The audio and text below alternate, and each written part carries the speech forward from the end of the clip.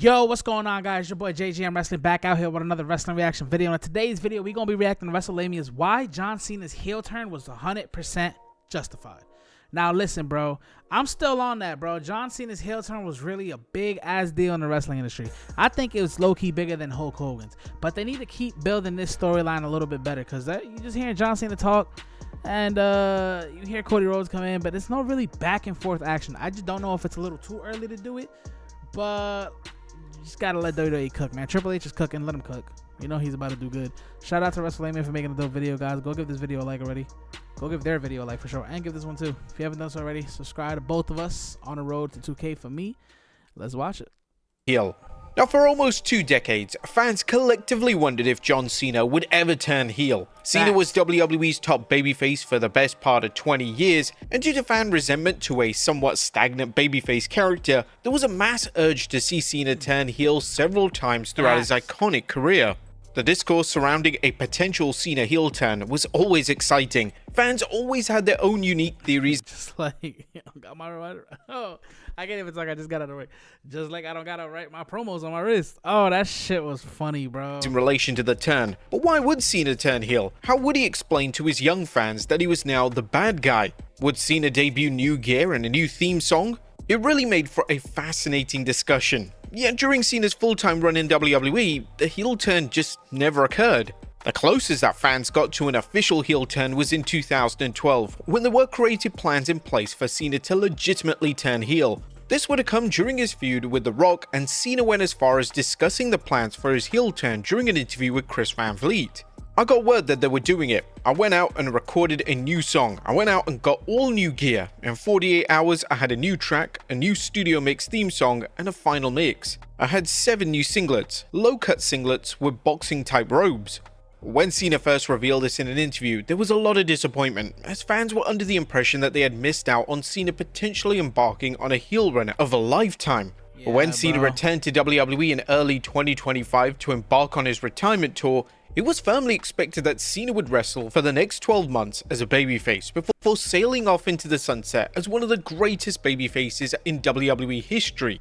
However, WWE and Cena decided they didn't want to play it safe, and at the 2025 Elimination Chamber event, Cena would turn on Cody Rhodes and he would side with The Rock, and Cena would officially become a heel for the first John Cena got the look too, bro. He looked like he's a villain right now.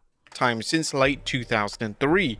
Now, it wouldn't be hyperbolic to say that Cena's heel turn at the Elimination Chamber show is one of the most shocking turns in WWE history. Nobody saw it coming, and the way it was presented was just perfect. Cena's whole demeanor throughout the chamber was off, and there was a sinister side coming out of him in the actual match. And when Cena and Rhodes hugged following the match, the villainous look in Cena's eyes told the whole story. Cena sold his soul, and there was no turning back. From WWE's perspective, this was a risky yet bold move. Cena vs Rhodes was a money match with both as babyfaces, but with Cena as a heel, it was completely unknown territory. Thankfully, thanks to Cena's first heel promo on Raw, we know that fans are firmly siding with the reigning WWE champion. And due to Cena's popularity as well as his... I ain't gonna lie, I kind of been liking Cody Rhodes though, talking a lot of shit to John. I ain't gonna lie. Yo, you know what's crazy, bro? I wanted to make a video about how Cody Rhodes should be a heel, and I really thought we were about to get it, but then they hit us with this. I still think he's gonna be a heel later on, but so far he's been a great babyface now. cool factor as a heel, it wouldn't have been out of the question for fans to side with Cena.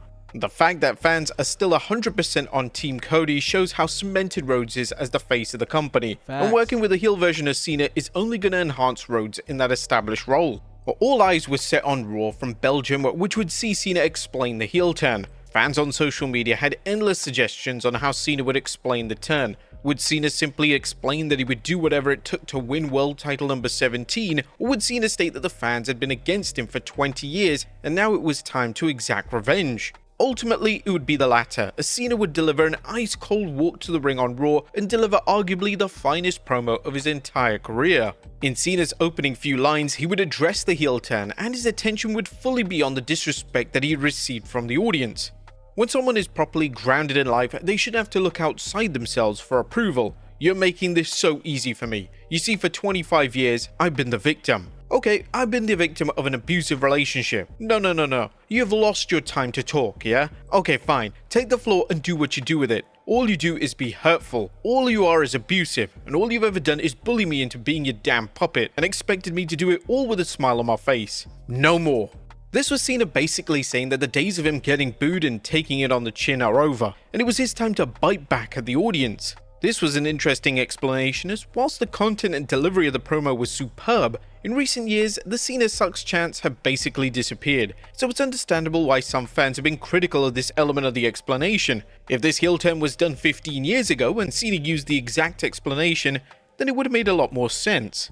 But the highlight of the promo would be Cena focusing in on the consumerism of his brand, and how all fans just wanted to take. Each one of these idiots is proving my point with every breath. My point is, no matter what I do, it's never enough, and you should be ashamed of yourselves. All you ever do is take. You take, and you take, and you only care about yourselves. I put my values on the line to make a very important choice in my life, and all you can think of was, what do we get? My story changed. What do we get? John Cena's coming to my town. What do we get? This is trending. What do we get? Not one of you sons of bitches asked me how I feel. No. And that's what made it kind of good, bro. Because he's using real life. Like, you could use real life of things that maybe he had went through in the beginning when he was the face of the company at the time and there was a good shift of boos going to him.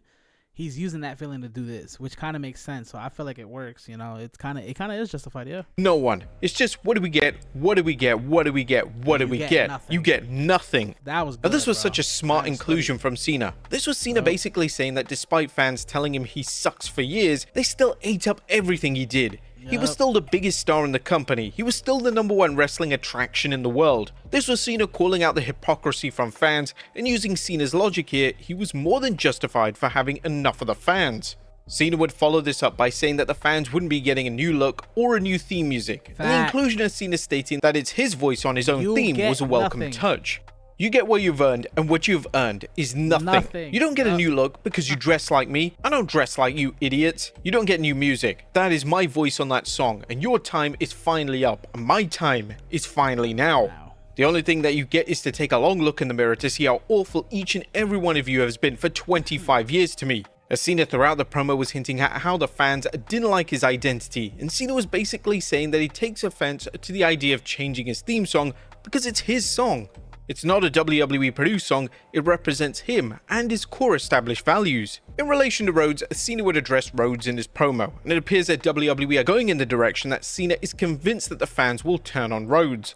However, when the fans don't turn on Rhodes, he will realize that he was completely wrong, and Cena will have to face the music. Cena explained the dislike towards Rhodes by saying, "You're chanting for Cody. Oh, of course, your brand new shiny toy, because you're about to put this one out to pasture. Like I said, with every breath you prove my point that you're awful people, and that's every single person in this room. No one is safe. No one can hide, especially the people I can pick out in the crowd. Yeah, I see you, and you in the front row, and you in the front row." Now, this part of Cena's promo examined the distress and the panic of Cena's retirement. Cena is about to retire at the end of the year, and self-admittedly, Cena has had truly horrendous win-loss record over the past few years. Cena has lost to names such as Solo Sikoa and Austin Theory, and Cena not winning a single match on television since 2018 is rather alarming. This is a meta angle that WWE are taking, as some fans have stated that Cena is past it in the ring, and it'll be interesting to see if Cena dissects this further in the forthcoming weeks. The best heel turns are those that are grounded, well, somewhat in reality. This is the case here. Cena's frustrations are understandable and have a ton of weight. The only element that has yet been explored is the nature of the relationship between him and The Rock. Cena quote-unquote sold his soul to the final boss, but it's not been made clear what exactly this means and how The Rock is actually helping Cena achieve his goals. Our fans are under the impression that before the year is out, Cena will revert back to being a babyface. This seems wise, as it seems unlikely that Cena retires as a heel, and it's possible that Cena realizes the error of his villainous ways and turns on The Rock to close out his final run. It would also make for a fascinating twist if a babyface such as Rhodes addresses Cena's prior dark deeds. Cena has undertaken several heelish acts over his babyface years, ranging from stealing Zack Ryder's girlfriend to taking advantage of Rey Mysterio when Mysterio won the WWE title. A babyface telling the audience that the heel version of Cena had been there all along would be a unique twist that would round out the lore of the heel version of the WWE legend. Whatever the plans are for Cena's heel turn, this is sure to be one of the most exciting times in WWE history. WWE has one of the most talented, universally over wrestlers of all time performing as a heel in a virtually unscripted capacity. and the possibilities for greatness are endless. Big facts, bro. Shout out to WrestleLamia for making a dope video, man. I am convinced it was 100% justified, man. It was a great heel turn. It's one of the best heel turns I've ever done, man. But my camera's dying. Shout out to WrestleLamia for making a dope video. I don't know what this ad was. See you in the next one. Peace.